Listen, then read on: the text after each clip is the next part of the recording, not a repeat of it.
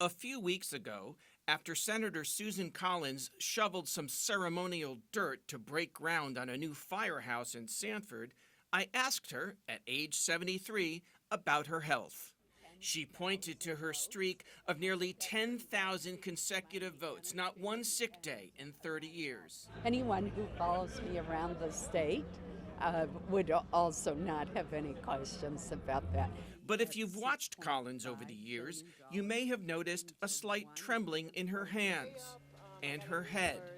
Now, for the first time, the senator is publicly describing her medical condition in an exclusive interview with CENTER Maine. What I have is an extremely common condition that is called a benign essential tremor.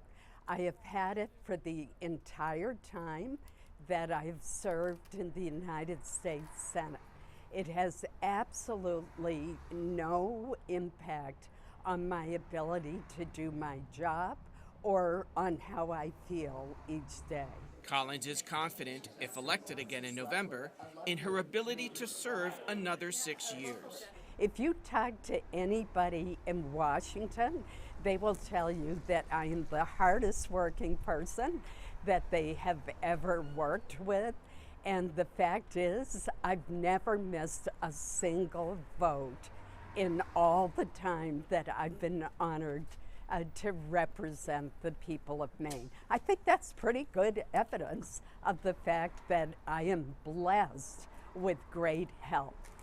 Like Collins, about 5% of adults over 40 have some form of essential tremor, and 20% of those over 65, according to Dr. Reese Cosgrove, an expert on movement disorders and chief of the Division of Functional Neurosurgery at Mass General Brigham in Boston. It tends to slowly get worse over time. It's not associated with other neurologic impairments, so it's not associated with cognitive decline or memory decline. It's not associated with Alzheimer's disease.